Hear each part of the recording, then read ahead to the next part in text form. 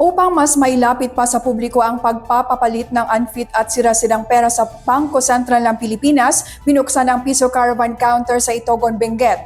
BSP, inihikayat ang publiko na tangkilikin ang serbisyo ng counter. Si Reggie Cawis para sa report. Binuksan ng Bangko Sentral ng Pilipinas ang Piso Caravan Counter sa Bangko Bakun, sa Antamok Tram, Ukab, Itogon, Benguet. Ang nasabing bangko ay isa na sa mga currency exchange centers ng BSP. Sinabi ni BSP North Luzon Area Director Evelyn Marcos na ang Bangko Bakun ay tumatanggap at nagpapalit na ng mga unfit at sira-sirang papel de bangko at mga barya.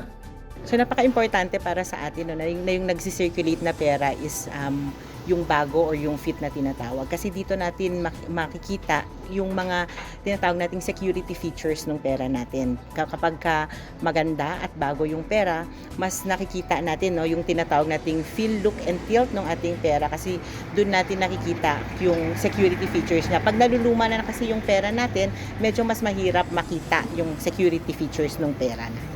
Hinikayat ni Marcos ang publiko na ipagpalit ang kanilang unfit currency sa bagong banknotes at coins.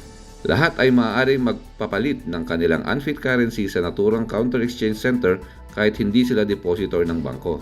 Lagi nating paalala sa ating mga kababayan, ingatan natin yung ating pera kasi napakaganda nung features ng ating pera. So sana ingatan natin palagi. Alamin natin kung paano natin maiingatan yung pareho yung papel, yung polymer at saka yung coins natin para yung ginagamit natin at yung nagsi-circulate na pera natin laging maayos at hindi tayo makakakuha nung tinatawag nating counterfeit na pera. Ilan sa mga nag-avail sa mga currency exchange program ay mga vendors, storekeepers, estudyante at senior citizens. Nyati may mayat ngay ma'am, digiti kwarta nga, digiti daan kan, digiti baro. Iti baruon. Apa nyati pagmayata na ma'am? At nalakay magilang.